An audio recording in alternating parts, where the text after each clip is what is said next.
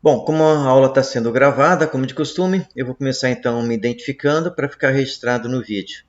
Então, eu sou o professor Paulo Daines, do Instituto Federal de São Paulo. Esta é uma aula síncrona do curso de Laboratório de Conversão de Energia 1. Bom, então eu vou compartilhar aí a minha tela com vocês. Vamos dar uma olhadinha no Moodle, depois nós começamos a aula em si. Qualquer pergunta que vocês tenham aí, vocês podem fazer, certo? A qualquer momento, não precisa esperar. O único detalhe é que se vocês fizerem a pergunta escrito, pode ser que eu demore um pouco para identificar, certo? Eu demore um pouco para responder. Mas se vocês fizerem a pergunta por áudio, né? Assim que vocês fizerem a pergunta, a gente já discute. Então, compartilhando minha tela.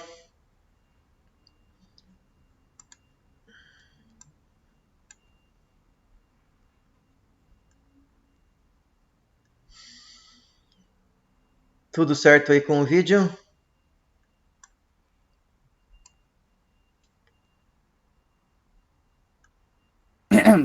Tudo certo, professor. Tá, joia, obrigado. Então, vamos aqui no Moodle. Então, nós estamos no experimento 8. Então, da mesma forma que... Então, no experimento 8. Então, aqui, de novo, o link que vocês devem ter utilizado aí para entrar na aula, né? Os slides do experimento, tanto no Só, formato Power... Oi! só para indicar que a data ali da aula síncrona, o senhor esqueceu de mudar. Ah, é verdade, esqueci de atualizar aqui. Depois, na sequência, depois da aula, eu já faço isso aí. Uhum. Então, temos o experimento 8, né? Tanto no PowerPoint quanto no PDF. Mesmo arquivo, certo? Formatos diferentes. O roteiro. Aqui eu deixei dentro do roteiro as medidas, certo? Então depois a gente abre o roteiro e dá uma olhada nele. E aqui o link para entregar o relatório, certo? Continua da mesma forma, né? Grupos com até 3 alunos e a data de entrega aí uma semana com mais um dia de tolerância. Aqui pelo menos eu ajustei, né? Tranquilo, então muda o mesmo formato dos anteriores, né? Na sequência aqui tem aulas síncronas dos semestres anteriores, tem duas aulas síncronas que foram dos 2 últimos semestres. Então, se quiser dar uma olhadinha, vai estar aí, certo? Depois, quando terminar de processar esse vídeo, eu vou incluir aqui também material, como material complementar, a aula síncrona de hoje.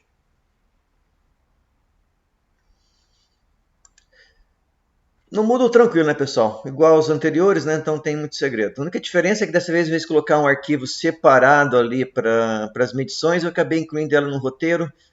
Talvez eu separe de novo, que eu acho que dá mais trabalho para mim ficar mudando o roteiro. Tudo certo? Tudo certo. Então tá jóia. É,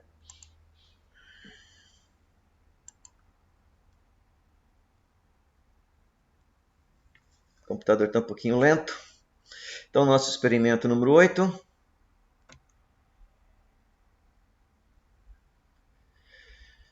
Então, no experimento 8, nós vamos colocar a nossa máquina para trabalhar como gerador. Bom, para entender como ela pode funcionar como gerador, então se eu tenho, então eu vou ter aqui o meu rotor, certo? Rotor da máquina, ele está inserido numa estrutura externa que a gente chama de circuito de campo ou estator, certo? Então eu só Professor, estou... não está mostrando a apresentação. Não? Saiu? Acho que eu fechei então sem querer.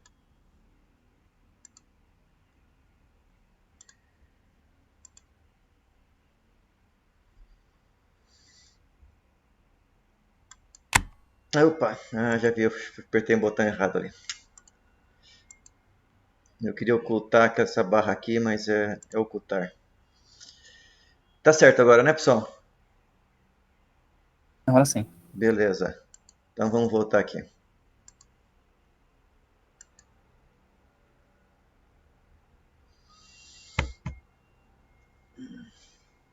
Então, experimento 8. nós vamos então estudar aí a máquina de corrente contínua e nesse experimento nós vamos vê-la operando como gerador. Então, na parte externa da máquina, que é fixa, nós chamada aí de estator, por ser estático, ou na máquina de corrente contínua também é chamada de circuito de campo. Nós temos então dois polos.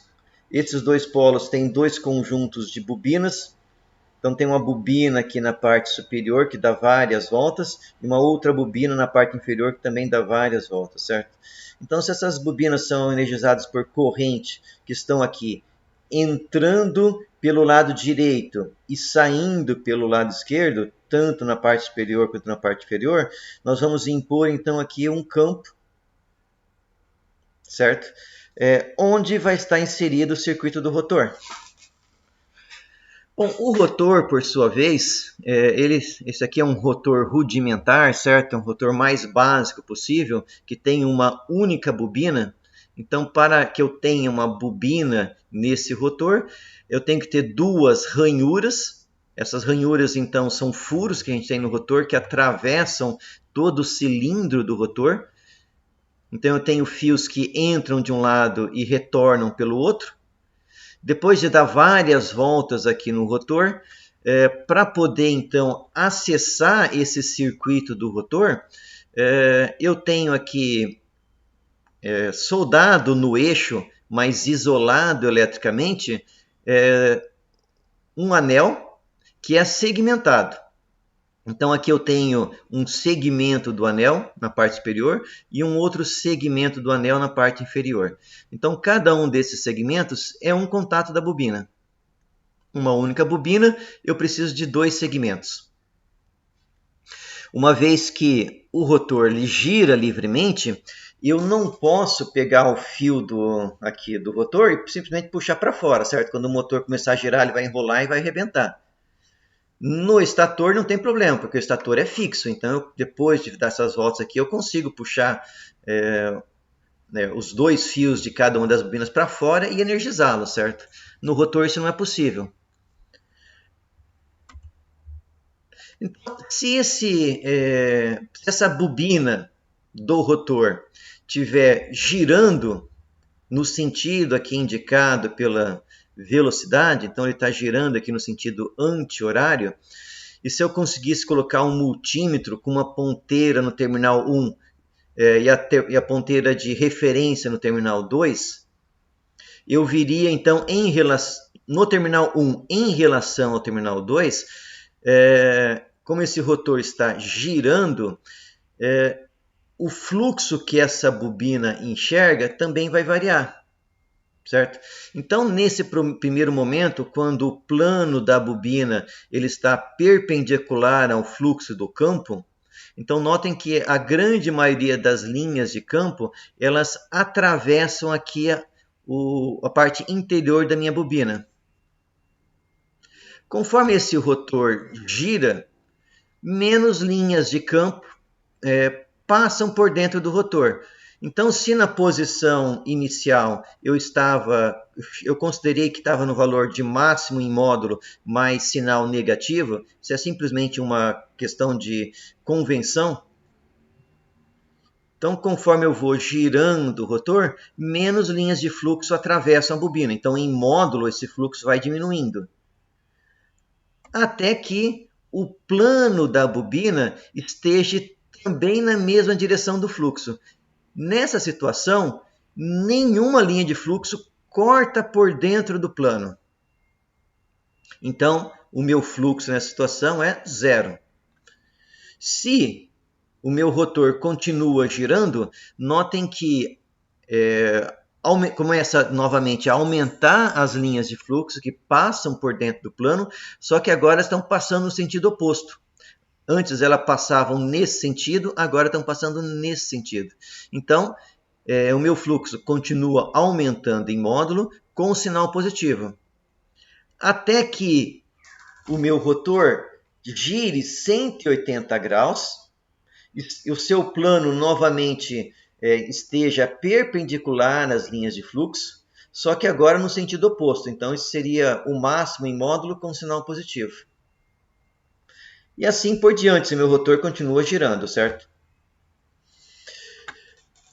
Como a tensão induzida nessa bobina, ela depende aí da variação do fluxo, então apesar do meu fluxo ser estático, como a minha bobina está girando, ela enxerga um fluxo variável. É esse o fluxo que a minha bobina está enxergando. Derivada desse sinal, então se isso aqui era seno, esse sinal é cosseno. Então, a tensão induzida na minha bobina tem a mesma forma, certo? Só que está adiantada a 90 graus.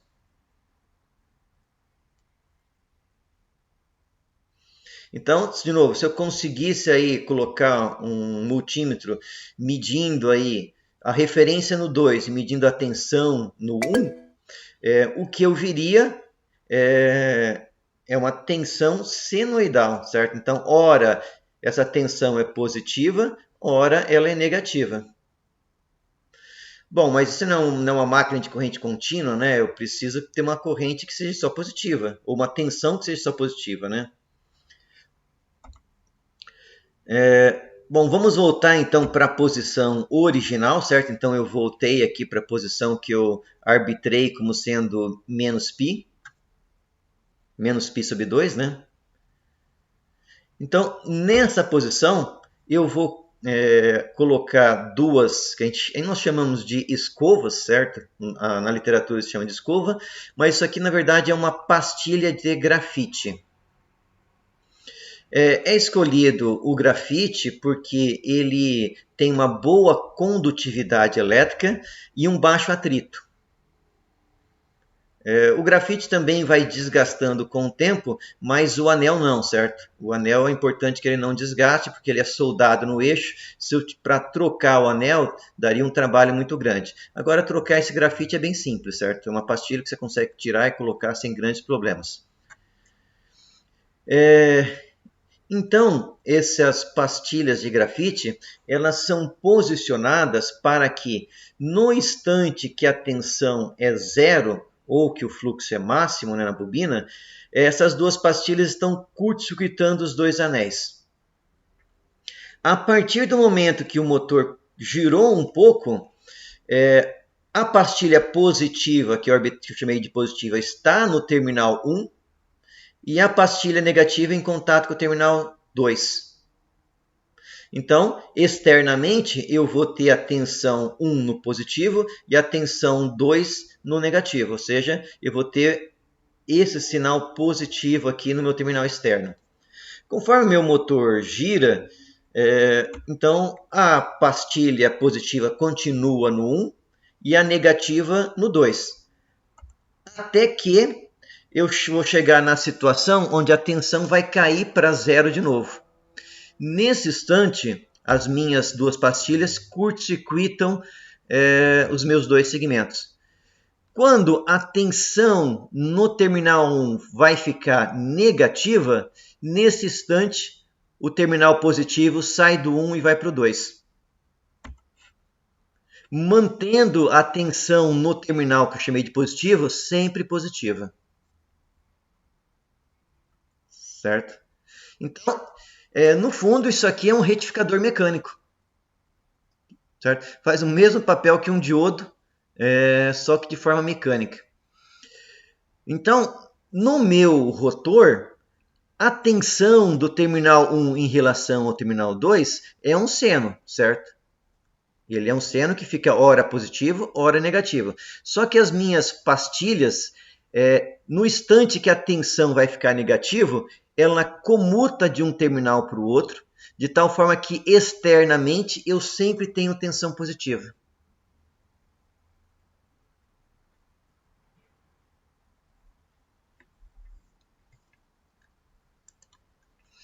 Tudo tranquilo até aqui, pessoal?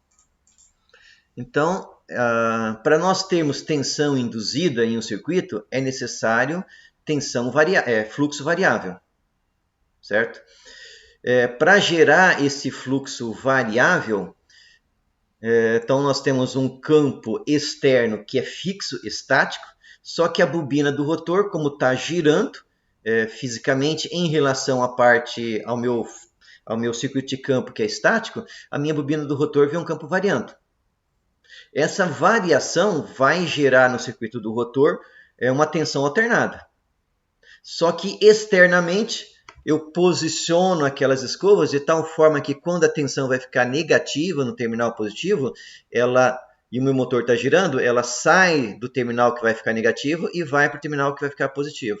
Então, é uma retificação mecânica que o motor de corrente contínua faz.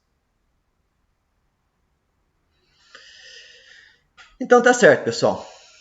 Vamos continuar ali então os nossos slides.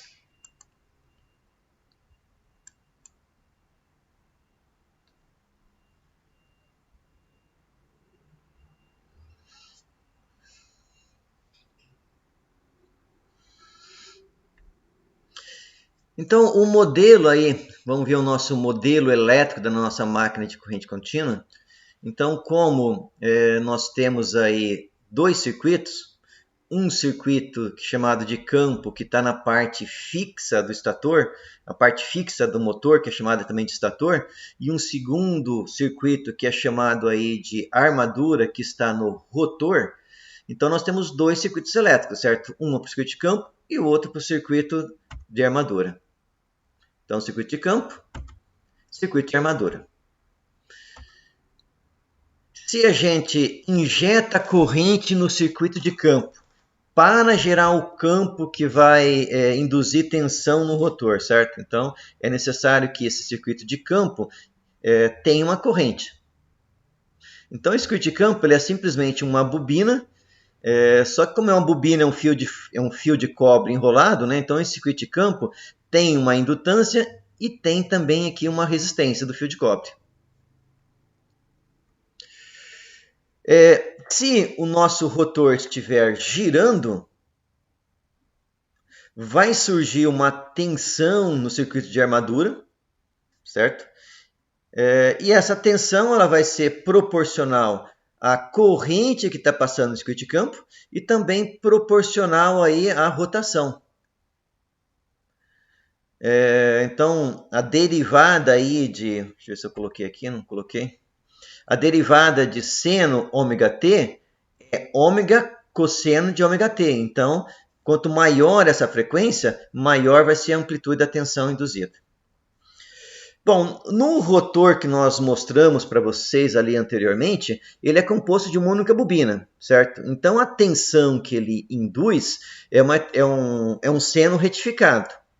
Um motor aí real, né? Ele é composto de várias bobinas em série. Então, na média, quando você vai ver a tensão nesse motor, ele dá uma tensão realmente contínua, ou uma tensão contínua com uma pequena variação. No nosso modelo, nós aproximamos essa tensão por ser contínua realmente, tá? E essa tensão, então, ela depende aí da corrente que passa no circuito de campo, depende da velocidade do rotor e depende aqui de uma constante de ganho. Nessa constante de ganho estão embutidas uma série de fatores geométricos, certo? Que vão desde diâmetro do rotor, número de espiras que eu tenho, tanto no rotor quanto tanto no circuito de campo quanto de armadura. Então, vários fatores geométricos estão inseridos aí nessa constante, certo? Bom, como nos nossos ensaios vão ser feitos sempre em condição estabilizada, em regime permanente, tensão contínua, a indutância não é nula, mas a reatância da indutância é nula, certo? Então, o indutor em corrente contínua é sempre um curto. Então, esse indutor ele só vai ser relevante em transitório, certo? De repente eu variei a velocidade, variei essa corrente, ou variei a tensão de alimentação. Qualquer transitório que eu colocar no circuito, essa indutância vai ter relevância. Mas estabilizou, está em regime permanente, essa indutância pode ser desprezada. Os ensaios que nós realizamos no laboratório são sempre feitos nós sempre fazemos as medições em regime permanente. Então, em geral, nós desprezamos essa indutância. Ela existe, certo? Mas em regime permanente, ela não é relevante.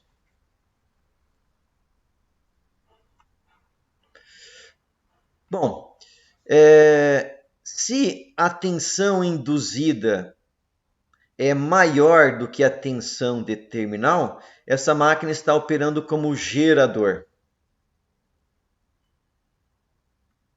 Se a tensão induzida for menor, a máquina vai estar operando como motor. Nesse experimento 8, nós fazemos a máquina operar como gerador, certo? Então, a tensão induzida é maior que a tensão terminal. Como essa tensão aqui é maior, então necessariamente a tensão que eu vou ter em cima dessa resistência vai ser positiva ou negativa, ou seja, a corrente tem que sair do motor, ou melhor, do gerador, né, da máquina de corrente contínua. Então, nesse caso aí dela operando como gerador, a minha malha aqui, né, EA é igual a RA e a tensão na resistência, mais VA, certo? Se eu isolar o VA, eu fico que o VA é igual a EA menos a queda de tensão na resistência de armadura.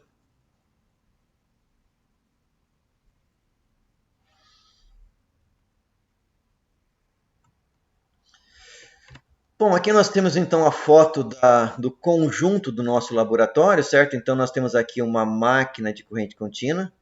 Então aqui no eixo, vocês notem que nós temos então o anel segmentado. Como essa máquina tem muitas bobinas inseridas aí no rotor, notem que tem vários segmentos, certo? Cada segmento é o início de uma bobina e o final de uma outra. Então tem diversos segmentos aí. Aqui nós temos as escovas, que na verdade é uma pastilha de grafite. Não dá para ver aqui, certo? Deixa eu ver se eu tenho uma foto melhor na sequência. Aqui dentro nós temos o rotor. E aqui então o terminal do circuito de campo ou do estator. Nesse circuito de campo, nós temos várias bobinas, certo? Que esse motor pode ser como um motor de laboratório, ele pode ser configurado de várias formas que nós vamos estudar aí ao longo da disciplina. Então, eu tenho várias bobinas aqui que compõem, então, que podem compor esse circuito de campo. Aqui nessa plaquinha que está grudada aqui do lado, né, do eixo, eu tenho, então, acesso aqui ao terminal do rotor. Certo? Então, esse terminal aqui está conectado nesse fio, que está conectado aqui na pastilha. Tem uma mola que pressiona essa pastilha contra o eixo, tanto desse lado quanto do lado oposto, certo? Então, são duas pastilhas, uma de cada lado. Conectado aqui no eixo da minha máquina de corrente contínua, nós temos um motor de indução trifásico, que vai ser objeto de estudo do próximo semestre. Certo? Mas para minha máquina operar como gerador, é necessário uma fonte de energia mecânica externa à minha máquina, certo? Se isso aqui fosse uma usina, essa fonte de energia mecânica seria ou um motor de combustão, ou uma turbina hidráulica, né, ou a vapor, ou algum outro tipo de motor, certo? Que estaria fornecendo energia mecânica para girar esse eixo. Quando essa máquina opera não como motor, não como gerador, mas como motor, nós vamos usar esse motor de indução trifásica como carga no eixo, certo? Então, esse motor de indução trifásico para a minha máquina de corrente contínua, ela serve para fornecer energia para girar o eixo, para que essa máquina opere como gerador, ou vai servir como uma carga no eixo para que essa máquina opere como motor. Esse conjunto desse laboratório, esse motor de indução trifásica, ele também tem escovas, mas é uma função totalmente diferente que vocês vão ver no semestre que vem. Mas como nós temos muitas escovas nesse eixo aqui, o atrito desse sistema é elevado, certo? Então, somente a máquina operando a vazio já tem aí uma carga meio pesada nesse eixo devido a todas essas escovas que eu tenho no eixo.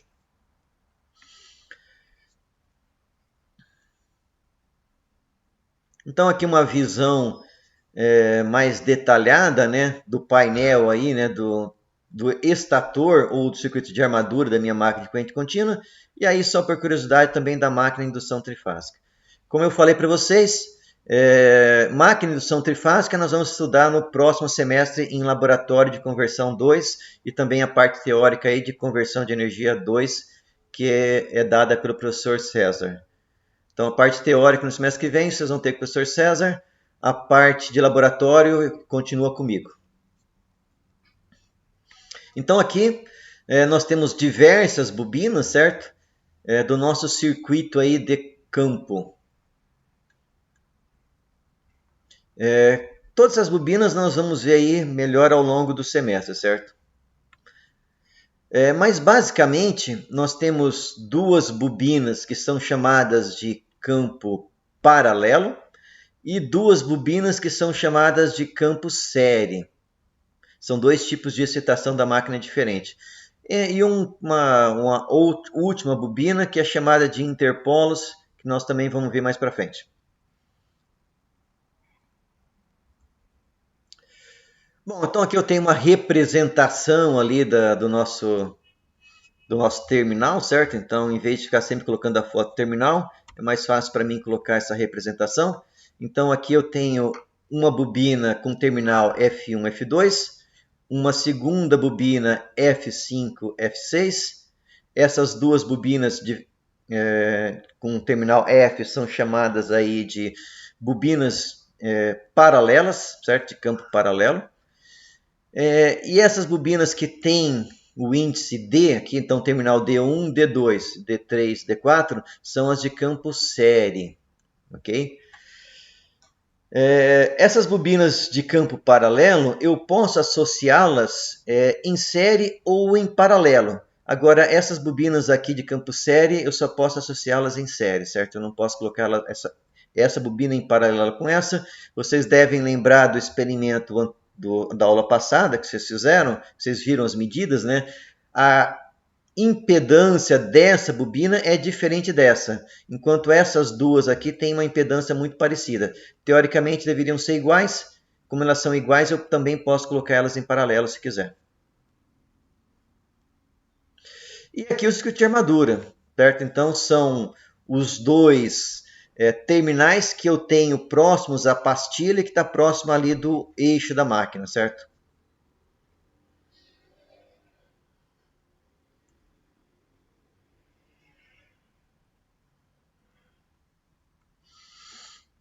Muito bem. Então essas duas bobinas, as bobinas com terminal F são de campo paralelo, as bobinas com terminal D são de campo série. Então, agora então uma representação do meu conjunto, né? Máquina de corrente contínua e motor de indução trifásico. Então eu tenho aí, para fazer esse conjunto funcionar nesse experimento e fazer a nossa máquina de corrente contínua operar como gerador, essa máquina de indução trifásica é conectada na rede elétrica. Essa máquina então vai puxar a potência da rede.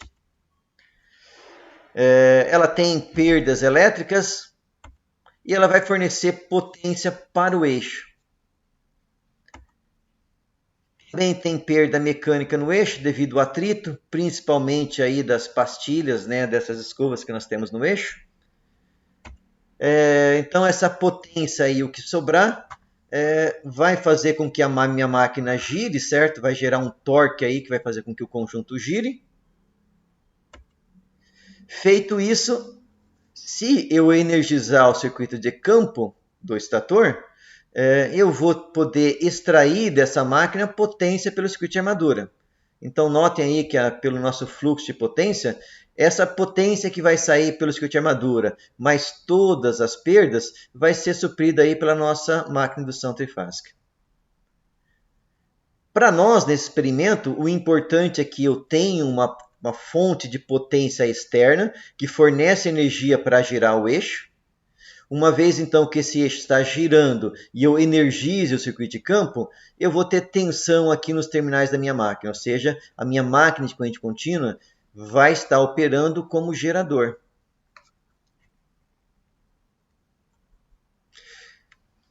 Quando eu tiver corrente aqui no circuito de armadura, eu também vou ter perda elétrica aí na minha máquina.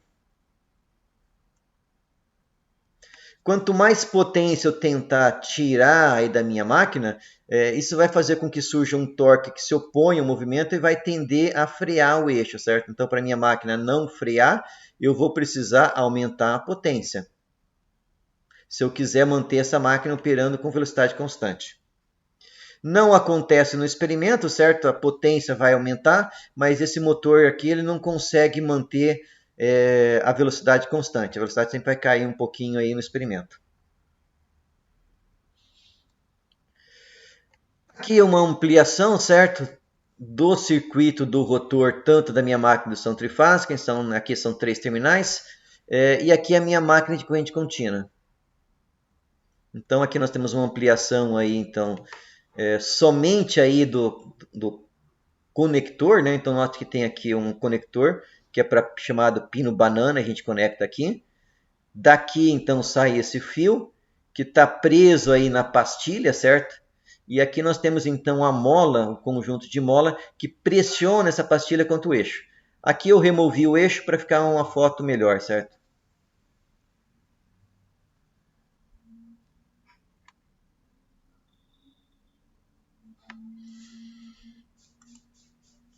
Tranquilo até aqui essa parte mais aí de mecânica, né, mais física, né? Então, sempre tem em mente, né, que a minha máquina de corrente contínua tem 2 circuitos. O circuito de campo, que eu preciso energizar, e o circuito de armadura que está no rotor. Então, o circuito que está envolvido aí na conversão de energia é o circuito do rotor, certo? É ele que está envolvido aí na conversão de energia. O circuito de campo que está no estator, ele serve somente para magnetizar a máquina, certo?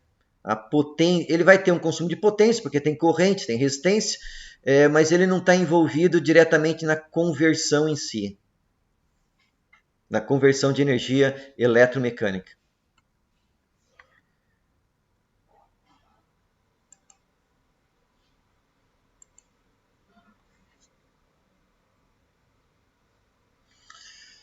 Vamos lá.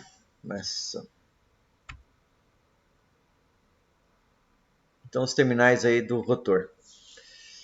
Bom, nesse experimento nós só precisamos do kit da De Lorenzo, que é o kit das máquinas, mais fonte de tensão, voltímetro, está tudo no mesmo kit. Então, primeiro procedimento que nós vamos fazer aí nesse experimento, nosso objetivo vai ser, então, nós colocamos a nossa máquina de indução para girar o eixo. Primeiro, nós pegamos as bobinas com o terminal F, então a gente conecta aqui o terminal F1 no positivo da fonte. O F2 nós conectamos no F5 e o F6 retorna para a fonte. No circuito de armadura que está no eixo, nós vamos então medir tensão, que vai ser gerada. Nós vamos medir também a corrente no rotor, no circuito de armadura.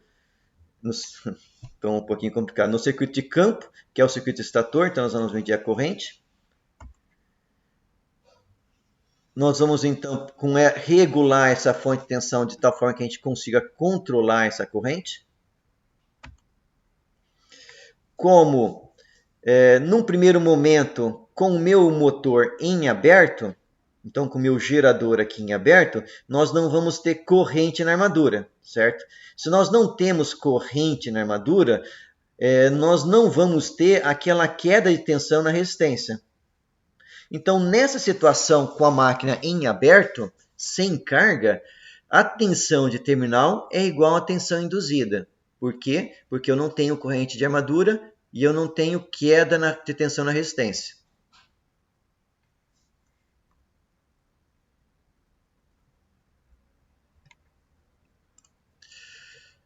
Continua tudo certo com o áudio e vídeo aí, pessoal? Eu acho que eu tive a impressão que eu ouvi alguma coisa. Alguém tentou fazer alguma pergunta, não?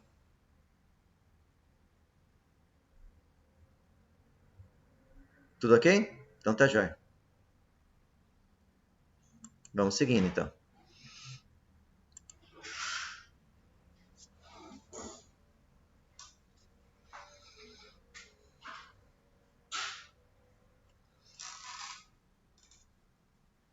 Isso.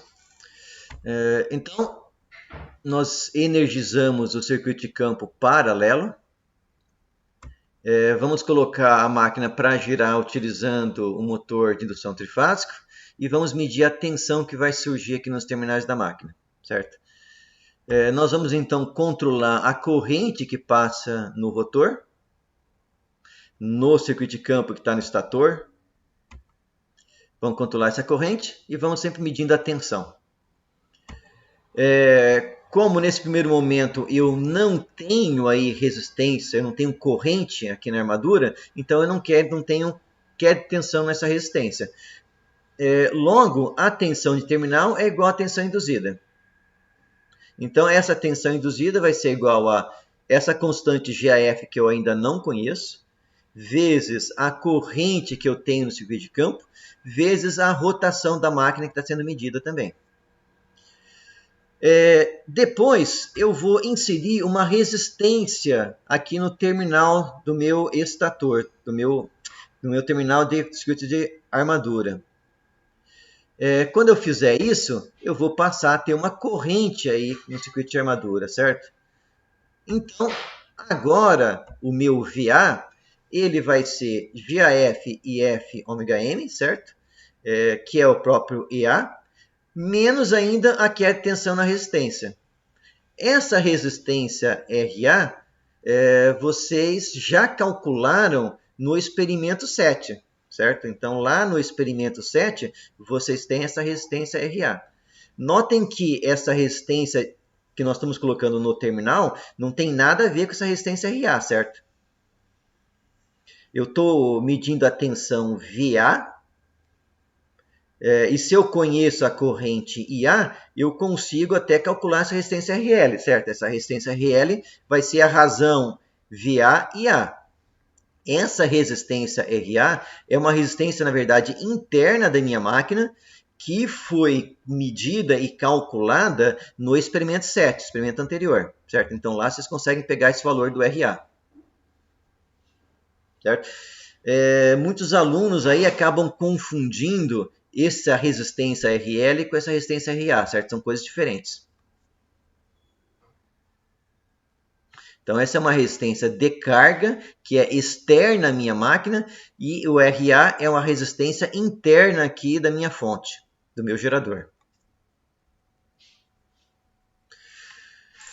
Bom, quando eu coloco então uma carga aí no meu terminal, a tendência é a tensão em terminal cair, certo? Por que essa tensão em terminal cai? Principalmente devido à queda de tensão na resistência da fonte.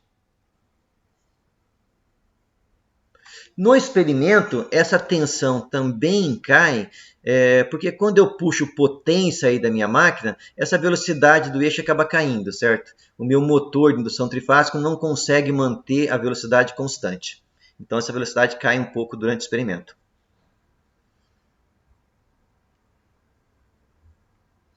Bom, depois de fazer este procedimento aí com essa bobina F1, F2, F5, F6, esse conjunto de bobinas, nós vamos repetir esse experimento, mas com a bobina de campo série. Então, essas bobinas eram de campo paralelo, certo? Nós vamos ver que essas bobinas são de campo paralelo, porque eu tenho que colocar uma tensão maior em cima delas. A resistência de cada uma está na faixa ali de 20 ohm.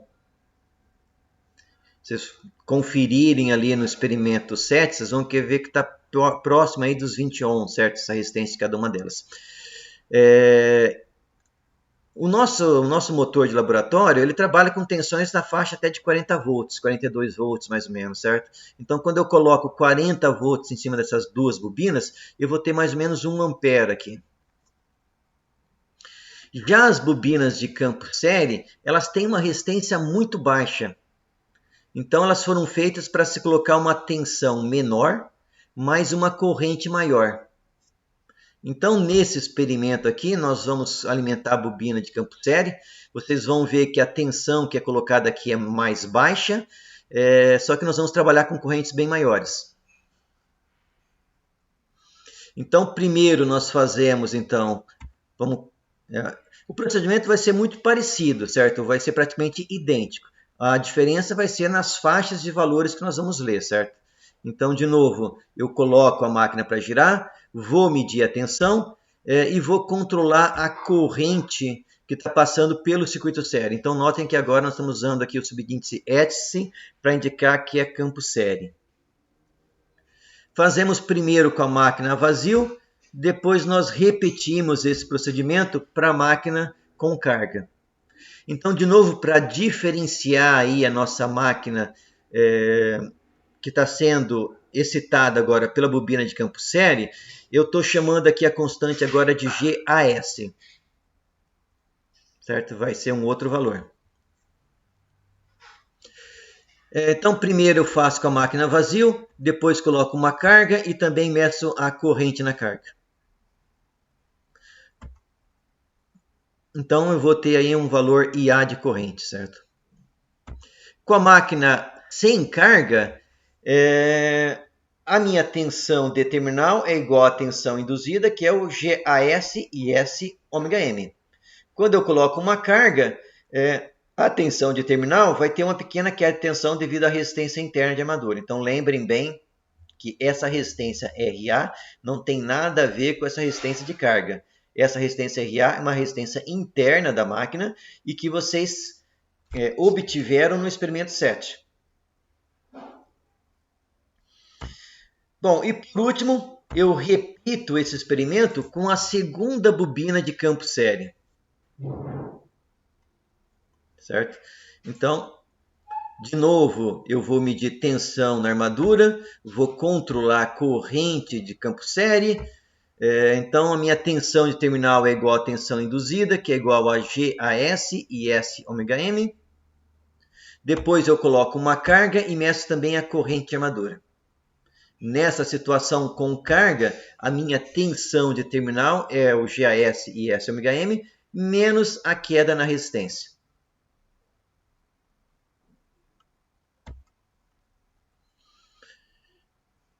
Então, são 3 experimentos com a minha máquina rodando a vazio ou com carga. Então, é um total de 6 tabelas aí. Então, no primeiro experimento, o que nós fazemos? Nós vamos medir a tensão de terminal com a excitação pelas bobinas F1, F2, F5 e F6. Para isso, então, nós ligamos o motor de corrente alternada com 42 volts. Aqui nós temos uma chave que faz com que a velocidade varie, certo? Porque nós queremos que a velocidade varie. Nós alimentamos as bobinas F1 e F2 com uma fonte de tensão controlada e essa fonte pode variar a tensão de 0 a 40 volts. Variando essa fonte, nós vamos fazer a corrente de campo variar de 0 até 1 ampere em passo aí de 0,25 em 0,25. Então, começamos com 0, 0,25, meio, 0,75 até chegar em 1 ampere. Em todos os casos aqui, nós vamos medir a corrente campo, a corrente armadura, a tensão de armadura e a velocidade. Então, o nosso conjunto lá também tem um sensor de velocidade, um transdutor de velocidade. Repetimos esse procedimento com carga. Então, nesse primeiro momento, nós fizemos com a máquina sem nenhuma carga nos seus terminais, certo? Com o meu gerador a vazio. Depois nós vamos repetir o mesmo procedimento, ligar o motor, só que nós vamos colocar uma resistência de 15 ohm na armadura. Então, relembre o seguinte, essa resistência de 15 ohm não é o RA, certo? O RA é um valor menor que 1 ohm, se não me engano, está entre meio e 1 ohm, e ele foi obtido no experimento 7. De novo, eu alimento as bobinas de campo paralelo, variando a minha fonte de tensão, de tal forma que eu regule a tensão, a corrente de 0 até 1 ampere. Quando eu chegar aqui na tensão máxima, eu vou ter 1 ampere, certo? Por quê? Porque a resistência dessas duas bobinas aqui, cada uma é 20 ohm, as duas em série vão ter 40 ohm. Repito esse procedimento para as bobinas D1, D2. Então, de novo, eu ligo o motor de corrente alternada, faço a minha máquina girar, né? Eu tenho uma chave nesse motor que eu consigo fazer a velocidade variar. Então, cada posição dessas chaves é uma rotação diferente. Alimento a minha bobina D1, D2. Agora eu vou usar uma fonte menor de 0 a 8 volts. A mesma fonte numa escala diferente, porque essa resistência dessa bobina é muito baixa. Então eu vou fazer com que essa corrente varie de 0 até 5 amperes, com um passo aí de 1 ampere. E meço as mesmas variáveis, certo? Agora a corrente campo eu estou chamando de S, mas é a mesma corrente campo. Estou medindo IA, VA e ômega-R. Faço o mesmo procedimento, mas agora com uma carga, certo? Como essa bobina vai gerar uma tensão de terminal menor, eu vou colocar uma resistência, que são 3 resistências de 15 ohm em paralelo. O equivalente disso aqui é 5 ohm. De novo, pessoal, essa resistência aqui é o RL, é resistência de carga, não é o RA. Não confundam, tá? Alimento também a minha bobina de campo série, vario a tensão de tal forma que eu consiga variar a minha corrente de excitação. Aqui com carga, nós damos uma corrente um pouquinho menor para não gerar uma potência muito alta no terminal da máquina, certo? E medimos de novo corrente de campo série, corrente de armadura, tensão de armadura e a velocidade. E por último, a última bobina, exatamente o mesmo procedimento. A diferença é que essa bobina vai gerar uma tensão VA um pouco maior, então nós vamos trabalhar aí com uma resistência um pouquinho maior também. 2 resistências de 15 ohm em paralelo dá um equivalente de 7,5. E, ressaltando mais uma vez, essa resistência é o RL, não tem nada a ver com o RA. Bom, com essas medições, vão ser um total de 6 tabelas aí, né? Vocês vão então calcular o GAF. Então, notem aí, esse é o objetivo do experimento, certo? Calcular esse GAF.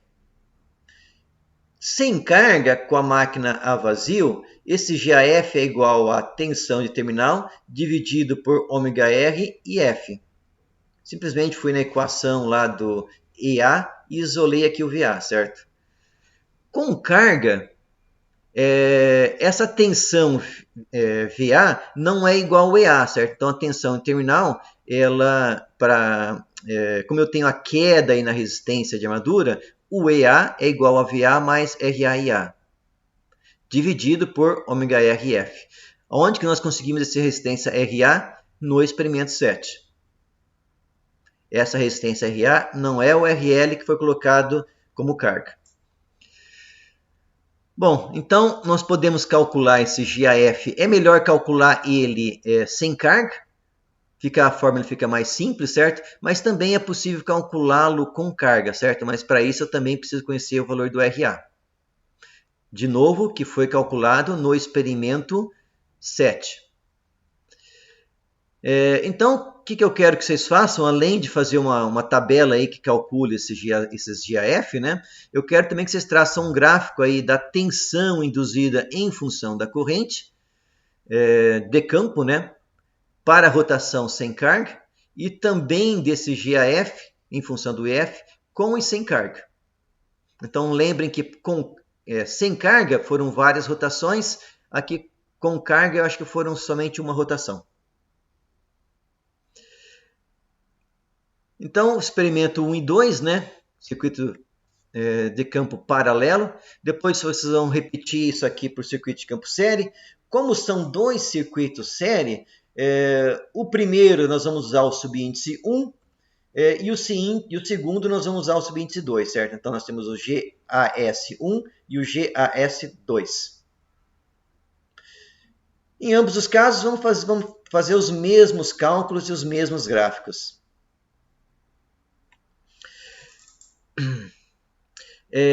Um detalhe aqui, certo?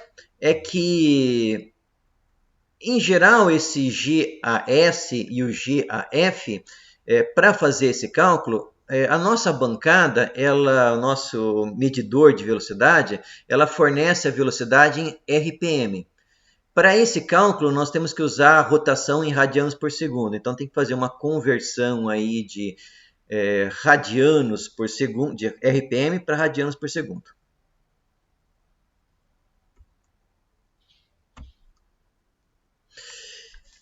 Então, esses são os slides. Vamos dar uma olhadinha no roteiro, então. As medidas estão no roteiro. Então, dando uma olhadinha aqui no Moodle, né? Então, nós olhamos aqui os slides. Vamos ver agora o roteiro, certo? Lembrando que o roteiro ele foi feito para aula presencial, certo? Então, tem aqui o objetivo. Boa parte do que eu falei nos slides tem aqui no roteiro, certo? Então, procedimento, como fazer as conexões. Como calcular o GAF sem e com carga. Então, sem carga, como essa corrente IA é zero, a queda de tensão na resistência é zero. Então, eu fico somente com VA sobre ômega-R e F. Com carga, eu tenho que somar a tensão de terminal, a queda nessa resistência. Então, bobinas F, e aqui a bobina D1, D2, que é a primeira bobina de campo série, certo? Então, a ligação, máquina operando com carga e sem carga, e aqui as minhas fórmulas, certo? Então, nós calculamos aí o GAS1, as fórmulas muito parecidas, certo? A diferença vão estar nos valores aí. Então, aí, de novo, sem carga não tem a resistência, com carga eu tenho que considerar a queda na resistência. E o mesmo para o GAS2, certo? Exatamente o mesmo procedimento. A diferença está que agora nós estamos energizando as bobinas com terminal D3, D4. Bom, geralmente essas tabelas estão para serem preenchidas, né? Então aqui eu já preenchi para vocês, certo? Então vamos dar uma olhada nos resultados para a gente tentar fazer uma análise aí, certo?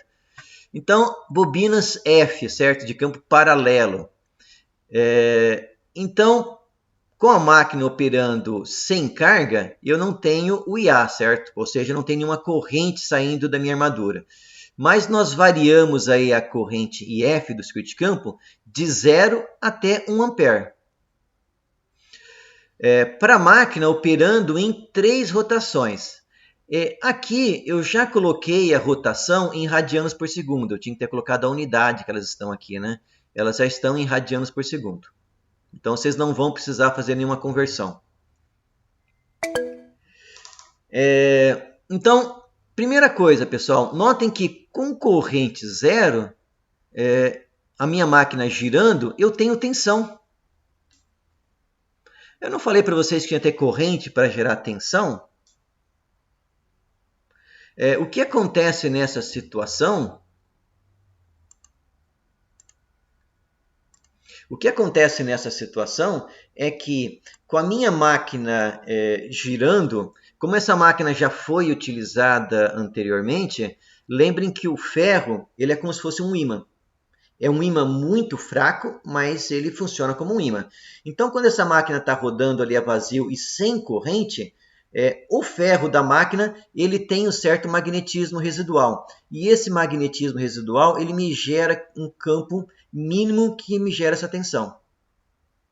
Então, a não ser que a máquina esteja totalmente desmagnetizada, aí sim, com corrente zero, eu teria tensão nula no terminal da máquina. Mas como ela tem um magnetismo residual, um pequeno ímã que ficou magnetizado no ferro, eu tenho uma pequena tensão. Então, mesmo com tensão nula, eu também tenho tensão.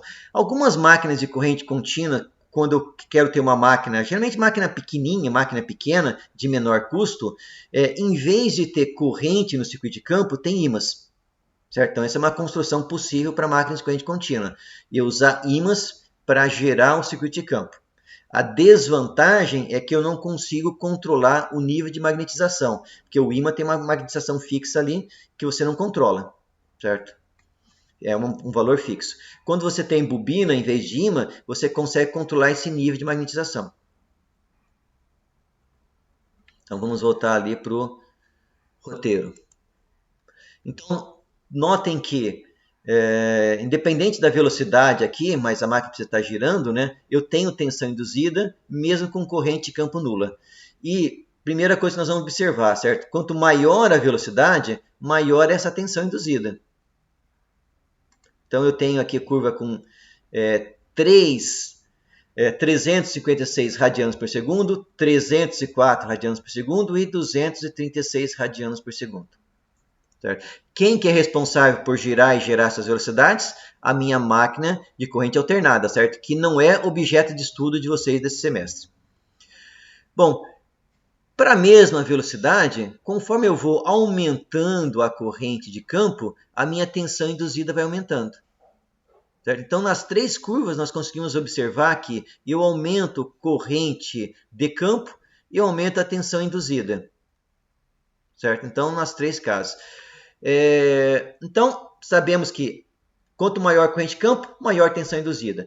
Agora, se eu pegar aqui, por exemplo, uma linha, vou pegar a última aqui, certo? Então, com a mesma corrente, uma corrente de campo de 1 ampere, quanto maior a velocidade, maior a tensão induzida também. Certo? Então, eu aumento a tensão induzida se eu aumentar a corrente ou se eu aumentar a velocidade. Bom, agora, próxima tabela, para a máquina com carga, nós fizemos numa única velocidade, certo? Foi feita aqui na velocidade máxima. Então, aqui nós de novo foi variado a corrente. Quanto maior a corrente, maior a tensão aqui de terminal. E notem que agora eu tenho corrente armadura também. Por que eu tenho corrente armadura? Porque eu tenho uma carga de 15 ohm na saída do meu gerador. Uma resistência. Então, tenho então tensão induzida. Se eu quiser calcular o GAF, agora eu tenho que considerar então a queda de tensão na resistência de armadura. Então, lembrem de novo que quando vocês forem calcular o GAF nessa condição aqui, a resistência RA não é esse 15 ohm. Esse 15 ohm é uma resistência de carga externa à máquina. O que vocês vão utilizar aqui no RA, vou voltar aqui para...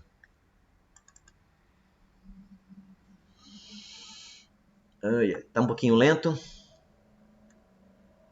O que vocês vão utilizar aqui nesse RA é a resistência de armadura que foi calculada no experimento 7. Ok? Não esquecer disso. Esse RA é sempre a resistência que foi calculada no experimento 7. Então, com a máquina com carga, conforme eu vou aumentando a tensão, eu vou também tendo corrente aqui na armadura. Notem que, para a mesma velocidade, comparar aqui 356 com a mesma velocidade aqui, certo? Notem que a tensão de terminal, para a mesma corrente de campo, é um pouco menor. Por que ela é menor? Por causa da queda de tensão na corrente de armadura. Certo? Eu tenho uma resistência de armadura, eu vou ter uma queda de tensão.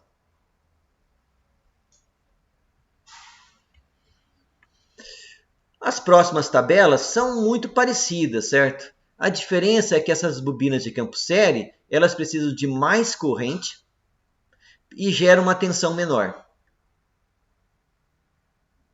Como essa tensão é muito baixa, nós colocamos uma carga menor aqui, são 3 resistências de 15 ohm. Então, o que dá o equivalente a 5 ohm. Então, com carga, notem que como essa tensão é baixa, a corrente também é muito baixa. Mas, de uma forma geral, eu tenho o mesmo comportamento anterior, certo? Para aumentar a tensão de terminal, eu tenho que aumentar a corrente de excitação. Ou aumentar a velocidade. Se eu pegar aqui a mesma velocidade, conforme eu vou aumentando a velocidade, eu vou ter uma tensão de terminal maior. Então, aqui foi 1.4, 1.8 e 2.1. Quando eu coloco carga para a mesma velocidade, notem que agora eu tenho corrente armadura e a minha tensão de terminal é um pouco menor.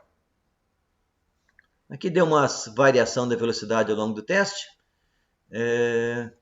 mas a corrente, então, a tensão terminal cai porque eu tenho uma corrente no terminal.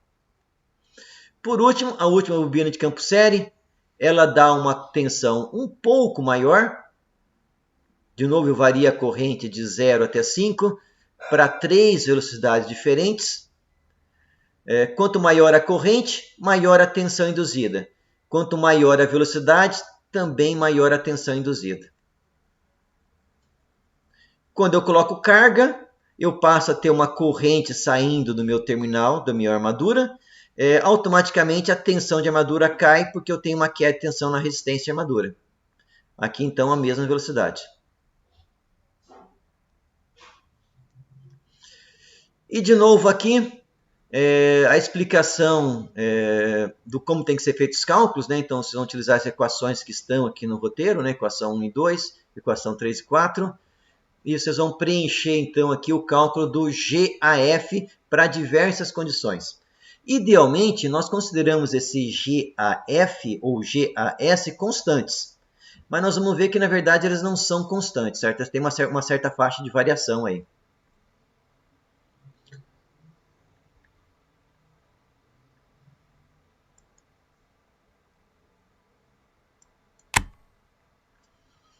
Certo, pessoal? Então, o objetivo desse experimento é mostrar, então, a máquina de corrente contínua operando como gerador, mostrar que essa tensão vai aumentar quando eu aumento a corrente de campo, tanto faz se é circuito sério ou paralelo, aumentei a sua corrente de campo, eu vou aumentar a tensão induzida, certo?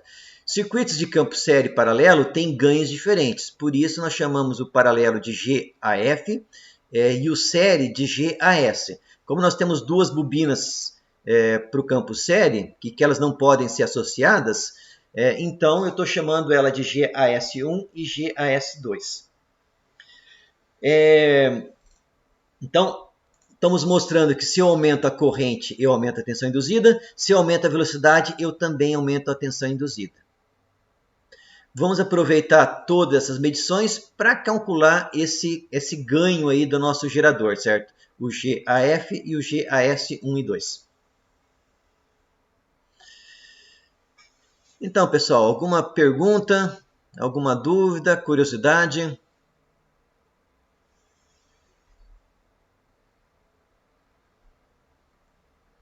Tudo tranquilo, pessoal? Tá tudo claro?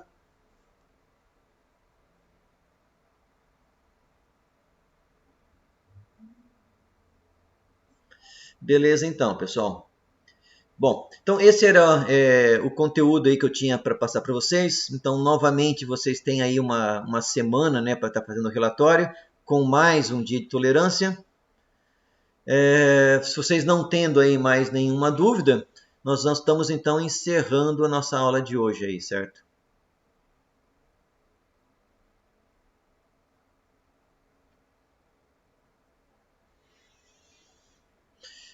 Então tá, pessoal. Obrigado pela presença aí de todos. A gente se vê de novo na próxima aula aí, certo? Eu vou estar decidindo ao longo da semana se a aula vai ser síncrona ou assíncrona, certo? Valeu, pessoal. Até mais.